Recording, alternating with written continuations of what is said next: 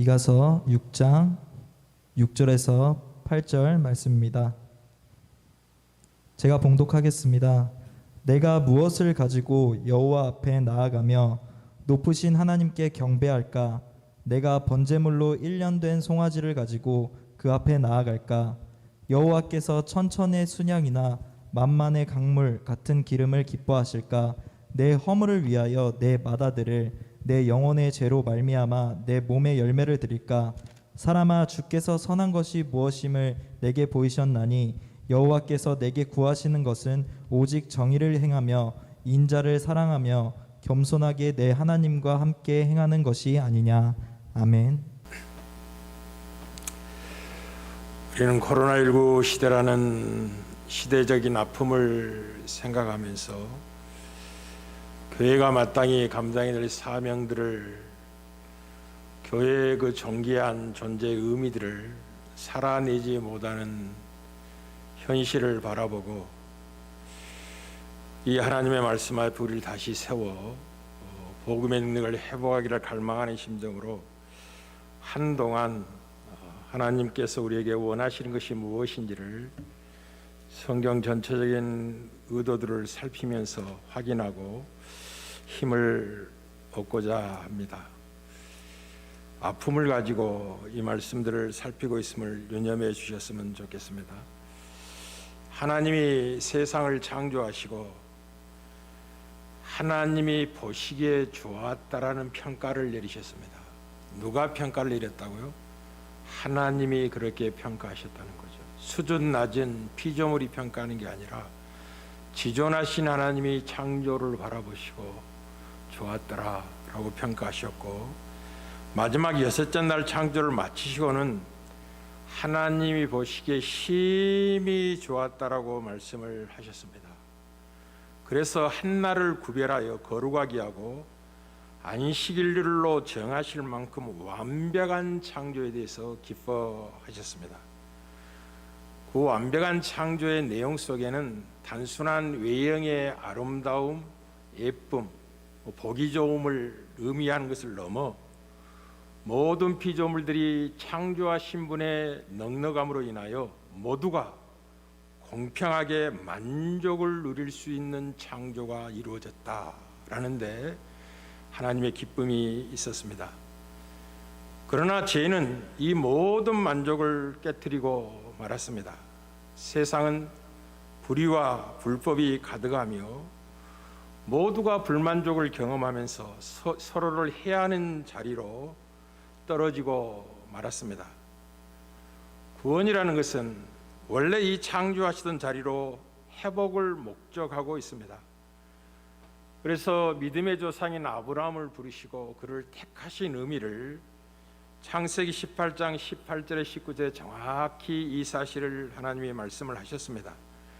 아브라함은 강대한 나라가 되고 천하 만민은 그로 말미암아 복을 받게 될 것이 아니냐라고 하신 다음에 내가 그로 그 자식과 권속에게 여호와의 도를 지켜서 의와 공도를 행하게 하려고 그를 택하였나니 왜냐하면 나 여호와가 아브라함에 대하여 말한 일을 이루려 함이니라 라고 말씀하시므로 믿음의 백성들, 하나님의 자녀들은 여호와의 도를 지키는, 좀 구체적으로 표현하면 의와 공도를 행하는 삶을 살게 하시려고, 신학적인 표현을 하면 선한 일에 열심 있는 자기 백성 삼으시려고 우리를 구원하셨다라고 말씀을 하고 있습니다. 그래서 여호와를 도를 지키는 것이 무엇이냐면 그것은 정의와 공의를 삶의 내용으로 행하는 삶입니다. 본문은 여호와 하나님이 자기 백성이 어떠한 삶을 살아야 되는지, 그리고 어떤 삶을 하나님이 기대하고 계신지를 한마디로 보여주고 있는 말씀입니다. 그것은 겸손하게 하나님과 함께 행하는 삶입니다. 다시 말씀드리겠습니다. 하나님이 우리에게 원하신 삶은 겸손하게 하나님과 함께 행하는 삶입니다. 겸손하게 하나님과 함께 행한다는 말의 의미가 무엇이냐면 그분이 원하시고 좋아하는 일에 신경을 쓰며 길을 기울이며 행하는 삶입니다. 구체적으로는 정의를 행하며 인자를 사랑하는 삶이라고 드러내 보여주고 계십니다. 정의를 행하며 인자를 사랑하는 삶은 언뜻 보기에는 맞지 않는 상충적인 내용을 설명하는 것 같습니다. 우리는 인자라는 것은 구약적인 헤세드라라는 히브리어 용어인데요, 하나님의 무차별적인 그리고 긍휼의 풍성한 은혜와 사랑과 동정과 같은 긍휼을 내용으로 하고 있는 성경적인 용어입니다. 헤세드, 인자. 정의는 구약적인 표현으로 하면 미스파트라는 뜻인데 행위를 강조하고 있는 것입니다. 행함을 강조하고 있는 것인데, 이 둘이 하나로 요구받고 있는 의미는 무엇이냐면, 헤세드는 그 이면에 숨겨지는 마음가짐이나 동기에 초점을 맞추고 있습니다. 정의를 행하는 동기가 무엇이냐 하는데 초점을 맞추고 있어서 정의를 행하며 인자를 사랑을 동시에 말씀하고 있는 것과 같습니다. 그래서 겸손히 하나님과 함께 행한다는 말은 반드시 인자한 사랑을 품고 정의를 실천하는 삶을 말하는 것입니다. 행하는 데 초점이 있다는 걸 기억하십시오. 그리고 우리의 시대를 분별할 줄 알아야 됩니다. 우리 주님은 이 땅에 오셨을 때 외식하는 무리들 향하여 시대를 분별할 것을 강하게 강조를 하셨습니다. 우리가 살고 있는 시대가 얼마나 악한 시대인 줄 알아야 됩니다. 먹을 것이 풍족하고 넉넉하니까 괜찮은 시대라고 오해하시면 안 됩니다. 이 세대를 본받지 말아야 할 것입니다. 우리 주님 누가복음 12장 54절 57절에서 시대를 분별하는 중요성을 이렇게 말씀하셨습니다. 또 무리에게 이르시되 너희가 구름이 서쪽에서 이는 것을 보면 곧 말하기를 소나기가 오리라 하나니 과연 그러하고, 남풍이 부는 것을 보면 말하기를 심히 더우리라 하나니 과연 그러하니라. 외식하는 자여, 너희가 천지의 기상은 분별할 줄 알면서도 어찌 이 시대는 분별하지 못하느냐라고 시대를 분간하지 못하는 외식하는 바리새인들에게 강하게 엄중하게 경고를 하셨습니다. 우리 시대에 교일당한 주님의 음성으로 받으시면 되겠습니다. 사도 바울은 로마서 12장 2절에서 복음으로 말미암아 구원한 하나님의 백성이 된다는 것이 무엇인지를 이렇게 증언합니다. 너희는 이 세대를 본받지 말고 오직 마음을 새롭게 함으로 변화를 받아 하나님의 선하시고 기뻐하시고 온전하신 뜻이 무엇인지 분별하도록 하라라고 하여 깨어 있어야 된다고. 깨어 있지 못하면 이 시대를 본받는 떠내려가는 인생이 되고 말 것이라고. 하나님의 선하시고 온전한 뜻 무엇을 분간하지 못하고 세월을 낭비하게 될 것이라고 강하게 구원받는 백성의 삶의 내용을 증언했습니다. 사랑하는 성도 여러분, 우리는 우리가 사는 시대를 말세라고 알고 있습니다. 마지막 때라는 사실을 기억하십시오. 그리고 말세의 증상을 사도 바울은 믿음의 아들 디모데에게 디모데 후서 1절에서 4절에서 아주 의미 있게 설명을 했습니다. 너는 이것을 알라. 말세에 고통하는 때가 이르리니 사람들이 자기를 사랑하며 돈을 사랑하며 자랑하며 교만하며 비방하며 부모를 거역하며 감사하지 아니하며 거룩하지 아니하며 무정하며 원통함을 풀지 아니하며 모함하며 절제하지 못하며 사나우며 선한 것을 좋아하지 아니하며 배신하며 조급하며 자만하며 쾌락을 행하기를 하나님 사랑하는 것보다 더하며. 이 모든 것들을 한마디로 이렇게 압축해서 설명했습니다. 경건의 모양은 있으나 경건의 능력은 부인하는 시대라. 너희는 이 같은 자들에게서 돌아서라 라고. 우리가 사는 시대는 경건의 모양은 있지만 경건의 능력은 사라지고 만 시대가 되었습니다. 세상 이야기하는 게 아닙니다. 하나님의 백성의 삶을 바라보고 하는 말씀입니다. 우리는 코로나19를 통해서 우리의 모습이 정확하게 경건의 모습은 있지만 모양은, 능력은 잃어버린 모습을 만나고 있습니다. 지금이야말로 정의를 행하며 공의를 시행하며 사랑을 베풀어야 할 때임에도 불구하고 이방인과 동일한 두려움과 아픔 속에 숨고 피하며 아픔의 모습을 보게 됩니다. 교회는 그런 곳이 아닙니다. 주님은 제자들 향하여, 제자 공동체인 교회를 향하여 이렇게 그 정체성을 증언하셨으면 너희는 세상의 소금이니, 이렇게 말씀하신 후에 세상은, 소금은 좋은 것이로되 소금이 맛을 잃어버리면 어떻게 되는지에 대해서 곧바로 경계하고 있는 모습을 보게 됩니다. 너희는 세상의 소금이니 소금이 만일 그 맛을 잃으면 무엇으로 짜게 하리요? 후에는 아무 쓸데없어 다만 밖에 버려져 사람에게 밟힐 뿐이라고. 주님의 이 경고의 모습이 지금 코로나19 시대를 만나고 있는 우리 조국교회의 모습과 같아서 너무나 안타까운 심정으로 하나님이 우리에게 원하신 것이 무엇인지를 확인하려고 하는 중에 있습니다. 우린 고린도서 4장 20절에서 하나님의 나라는 말에 있지 않고 능력에 있다고 분명히 증언하고 있습니다. 하나님의 나라는 말에 있지 않습니다. 능력이 있습니다. 무슨 말이냐면 하나님의 나라는 지식을 소유하는 데 있지 않고 그 말씀대로 행하는 데 있습니다. 그 말씀대로 실천하는 데 있습니다. 하나님이 원하시는 정의와 공의를 삶의 내용으로 살아내는데 하나님의 나라가 있지, 그것을 정보로 지식으로 알고 있는 데 있지 않다라는 걸 기억할 필요가 있겠습니다. 사랑하는 성도 여러분, 무엇보다도 복음이 능력을 잃어버리고 복음이 변질되면 이 구원을, 복음을 개인 구원으로만 생각을 합니다. 물론 각자가 그리스도를 믿어 구원 얻는 게 당연하고, 아비가 믿음을 가졌다가 부모가 자동적으로 구원에 이른 게 아닙니다. 자녀가 아무리 믿음이 신실하고 충성되고 신실하다 할지라도 그 여분이 남아서 부모에게 구원에 보충하고 넘겨줄 수 있는, 마치 핸드폰에 데이터 용량이 남아있으면 남에게 선물로 전해줄 수 있는 게 구원이 아니기 때문에 개인적으로 구원받는 게 당연하고 맞습니다. 그럼에도 불구하고 그 개인적인 구원이 삶으로 어떻게 사회 속에 영향력을 발휘하는지를 잊지 말아야만 합니다. 쉽게 말하면 하나님의 은혜는 그리스도의 삶을 어떻게 변화시키는지를 알고 있어야 합니다. 하나님이 공의로 심판하지 않으시고 은혜로 값없이 구원하셨다는 사실을 깊이 깨닫게 되면 반드시 그 구원의 감격이 이웃과 사회에서 부당하게 대우를 받는 이들에게 더욱더 예민한 관심을 갖게 되고 사랑을 펼칠 무대라는 사실을 확인하게 됩니다.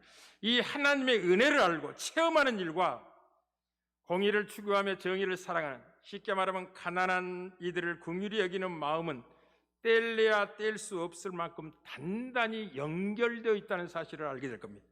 왜냐하면 하나님의 마음이 가난하고 고통받는 영혼들에게 모아져 있기 때문에 그렇습니다. 그래서 예수 그리스도의 복음의 아름다움을 체험하게 되면 체험할수록 자기 중심적인 가치에서 벗어나 더 열린 마음으로 공동체, 특별히 자기가 사는 시대의 아픔을 바라보고 정의를 추구하게 되어 있습니다.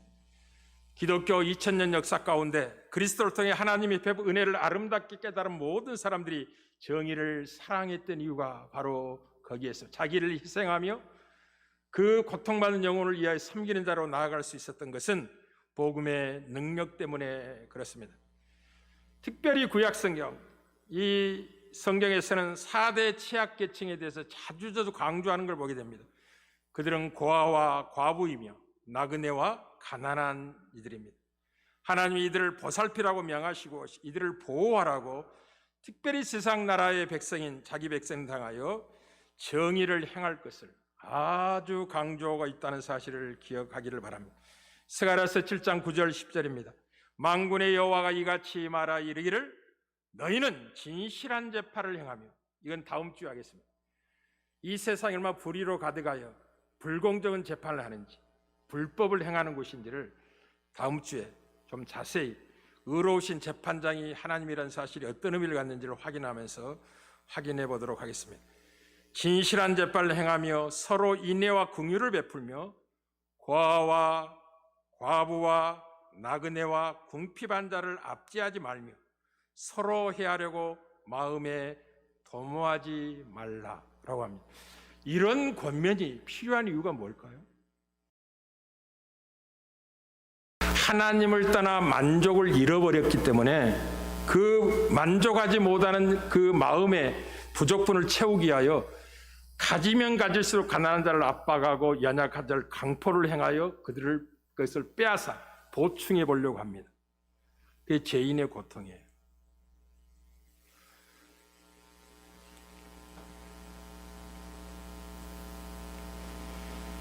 성경 말씀에 따르면 이렇게 힘없고 연약한 지체에 대해서 어떻게 대우하느냐가 한 시대에 한 사회에 정의를 평가하는 척도가 됩니다. 얼마나 건강한 사회인지를 평가하는 기준이 되는 거죠. 깊이 유념해야만 합니다. 여러분은 얼마 전에 모 재벌이 이제 운명을 달리하고 많은 재산을 남겨서 그것을 처리하는 뉴스들을 들었습니다. 여러분은 그 뉴스를 듣고 어떤 마음이 들었습니까? 이방인들이 이런 마음이 들겠죠. 야, 대단한 인생을 살았다. 이렇게 많은 재물을 얻었다니. 그리고 죽고 나서 또 사회의 일정 부분을 이렇게 헌납해서 또 세금으로 내서 도움을 주니 참 대단한 인물이다. 이렇게 생각할 겁니다. 그러나 하나님의 백성들은 그런 뉴스를 듣고 영혼의 고통을 만나게 됩니다. 거룩한 분노가 일어나요. 가지고 가지도 못할 것. 자기 생명을 지키거나 더하는데 조금도 되지 않는 것을 오랫동안 쌓고 묵혀둔 거 아닙니까? 그 과정에서 얼마나 많은 사람이 눈물을 흘리고 신음하며 아픔을 토해냈는지를 알고 계셔야 됩니다. 그 쌓아놓은 거 자기에 도움이 안 돼요. 전혀 유익하지 않습니다. 자기 자녀에게도 유익이 안 돼요. 그럼에도 불구하고 그게 매일 수밖에 없는 게 하나님을 떠난 인간의 비참함입니다. 하나님께로부터 만족을 잃어버리게 되자 다른 것으로 채우려고 하는데 채워도 채워지지가 않습니다.